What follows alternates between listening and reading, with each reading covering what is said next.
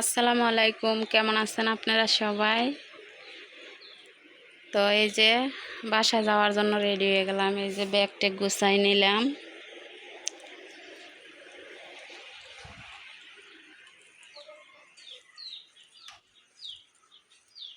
সব কিছু গোছগাছ করে রাখা গেলাম মেয়ের ঘরে।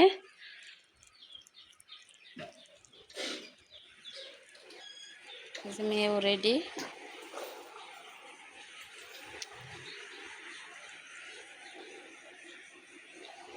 তাড়াতাড়ি রেডিও।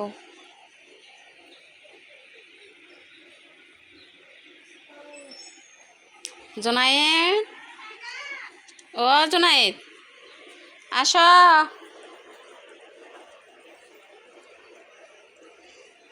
মেয়ের কাপড় চোপড় নিয়ে নিল, সামনের ব্যাগটা দিয়ে, আর পিছনের ব্যাগটার মধ্যে আমার ছেলের কাপড় আর আমার কাপড়।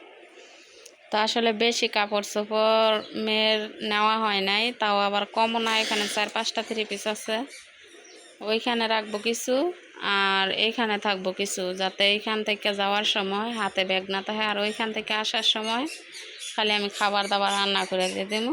তাই তো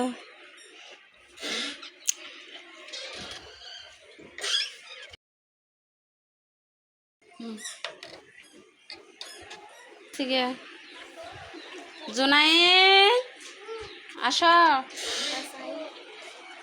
বাসায় যাইতে না? তো এত দুষ্টামি করতেছো যে জোতা লই উঠে গেছে গা, দেখেন। হুম হুম তুমি পচা ছেলে,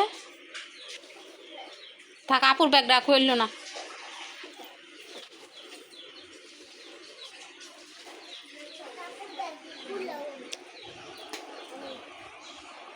তুমি তো যাওয়ার জন্য রেডি না জোনায়? বসা যাইতে তুমি কান্না করতেছ? এই যে দেখো কি ময়লা পড়ায় এসো ফ্যানের মধ্যে, দেখো তো এ খালি কালো ফ্যান পরাইলে একটু রাখে না, একটুও না দেখি।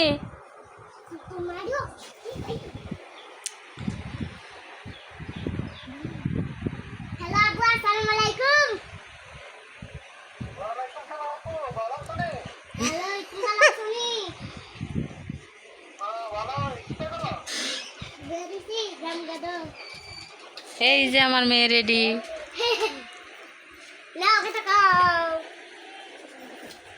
আসসালামু আলাইকুম।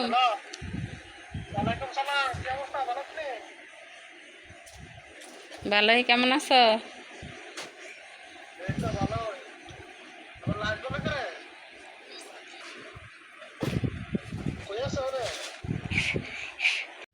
এই যে রান্না বান্না শেষে দুপুরের গরমটা একদম অস্থির। সব কিছু ধুয়ে দেয়, এই যে উড়াইলেছি। আর এন কটা বাসন রয়েছে, বাটির সেটটা রয়েছে, আর এই যে এইখানে আছে এগুলা। তো এইটা উড়াইলেতেছে, একটা চামচ পাওয়া যাইতেছে না। এই যে চামচ একটা, এগুলা পাওয়া যাইতেছে না। অনেক খোঁজাখুঁজি করতেছি। তো মাইয়ার এখন বলছি যে আশা চাইরা দাও, যদি ভাগ্য থাকে পরবর্তীতে পাইবা। এই যে 6টা হয়েছে চাক্কু কেক কাটার, 6টা হয়েছে এডি, 6টা হয়েছে এডি, আর এই যে এগুলো 6টা।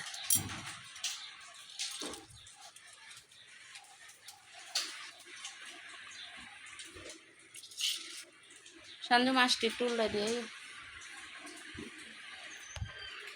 তো কাজ বাজ শেষ, আমরা খাওয়া দাওয়া করে দুপুরের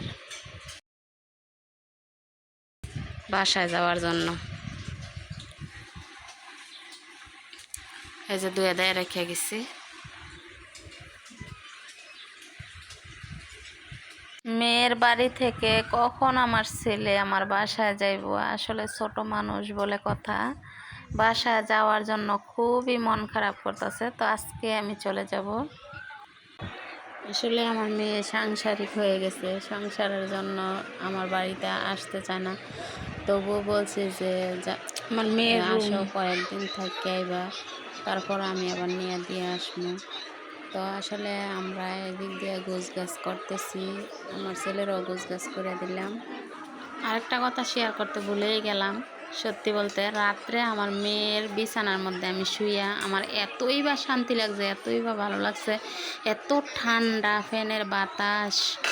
আর আমার বাসায় তো অনেক গরম লাগে, আর তাছাড়া বিল্ডিং বাড়ি তো মনে করেন রোদের তাপে গরম হইলে অনেক গরম লাগে। টিনের রুমে কিন্তু এমনিতে ওটা খুবই ঠান্ডা লাগে, টিনের ঘরে। তো এটা হচ্ছে বিষয়, খুবই ঠান্ডা লাগছে, রাত্রের বেলা পাতলা কম্বল গায়ে দিয়ে ঘুমাইতেছি, এই জিনিসটা ভালো লাগছে আমার কাছে।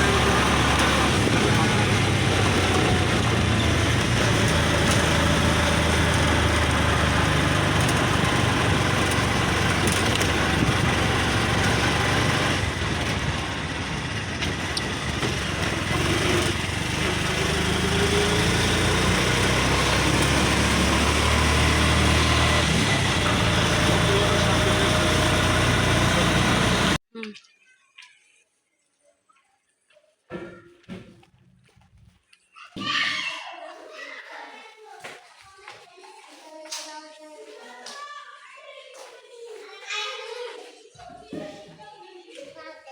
তোমার তো তাড়ি নিয়ে নাও।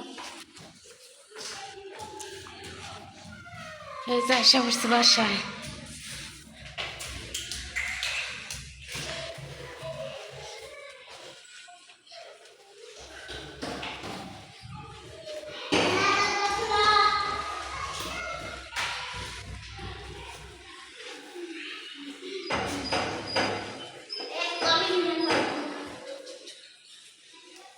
হুম।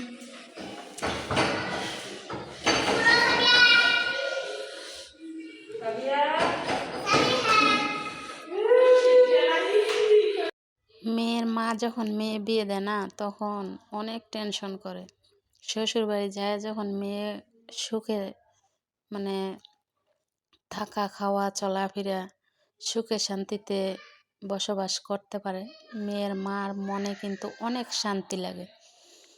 তো যাই হোক, আলহামদুলিল্লাহ আমার মনে অনেক শান্তি আছে আমার মেয়ের বাড়ি যাইলে। অনেকে বলতে পারেন যে হয়তোবা মানে বিল্ডিং না, পাকা বাড়ি না, টিনের ঘর। শুনেন, অনেক সময় যখন বিল্ডিংও থাকে না, মানুষের মনে কিন্তু মানে শয়তানি থাকে। আবার অনেক সময় টিনের ঘরও যদি থাকে না, মনে শয়তানি থাকে। তারপরও মনে করেন আমার মেয়ের আমি টিনের ঘর দেখে বিয়ে দিছি, তাদের মনে কোনো শয়তানি নেই, মানুষও ভালো আছে, মনও ভালো আছে। আর তাছাড়া মেয়ের জামাইও আলহামদুলিল্লাহ অনেক ভালো আছে। তো আমি হচ্ছে টিনের ঘর দেখছি বা ছোট ঘর দেখছি, এমন বাড়ি দেখছি, মানুষের মন দেখে আমি বিয়ে দিচ্ছি। আলহামদুলিল্লাহ আমার মেয়ের জামাই, মেয়ে মানে আমার মেয়ের শাশুড়ি মেয়ের সাথে খায়। তো তারা দুইজন মানুষ। আর মেয়ের জামাই তো বাড়িতে না। তাছাড়া মেয়ের বাসুর জামাই তারা চারজন বিদেশ। তো বাড়ির মধ্যে শুধু একটা বাসুর থাকে, মেয়ের জামাই বাসুর, তারা 5 ভাই, কোনো বোন নাই। তো আলহামদুলিল্লাহ আমি যেমন দেখে বিয়ে দিচ্ছি, আমার মেয়ে অনেক সুখে আছে। তো আমি যে কাজ করতেছি আমার একটু শ্রম লাগে না, আমার কাছে অনেক ভালো লাগে। কারণ আমার মেয়ের মানে সুখ শান্তিটা দেখলে আমি অনেক